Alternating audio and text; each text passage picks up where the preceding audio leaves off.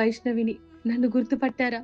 నమ్మిన వాడి చేతిలో ప్రాణం కంటే ఎక్కువగా ప్రేమించిన భర్త చేతిలో గర్భంతో సహా అతి కిరాతకంగా హత్యకు గురైన ఓ అభాగ్యురాలిని.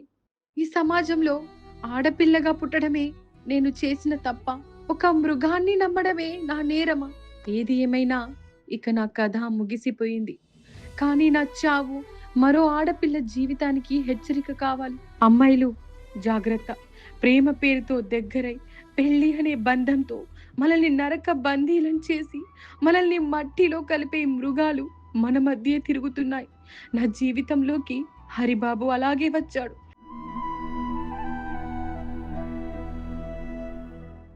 ప్రేమ అన్నాడు, ప్రపంచం అన్నాడు, నీ ప్రేమ కోసం నా ప్రాణాలైనా అర్పిస్తా అన్నాడు. తీరా మెడలో తాళి కట్టాక వాడిలోని అసలు స్వరూపం బయట పెట్టాడు. వాడికి కావలసింది నా ప్రేమ కాదు, నా పుట్టింటి కట్నం. డబ్బు కోసం కట్టుకున్నవాడే ఇలా కాలయముడైతే ఇక మనకు రక్షణ ఎక్కడ?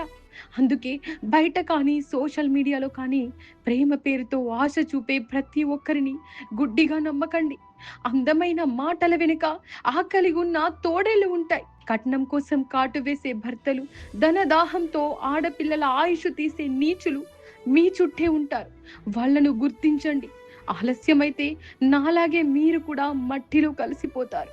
అమ్మా, నాన్న, తల్లిదండ్రులుగా మీరు నా మీద ఉంచిన ప్రేమను వచ్చే జన్మలో అయినా మీ బిడ్డగా పుట్టి మీ రుణం తీర్చుకుంటా. అన్నయ్యలు, మీ పంచ ప్రాణాలన్నీ నా మీదే పెట్టుకున్నారు. మరో జన్మంటూ ఉంటే మళ్ళీ మీకు చెల్లెలిగా పుట్టి అన్నయ్యల రుణం తీర్చుకుంటా. మరొక్కసారి చెబుతున్నా, అమ్మాయిలు హరిబాబు లాంటి కొరలు చాచిన విష సర్పాలతో జాగ్రత్త. ఇట్లు మీ వైష్ణవి.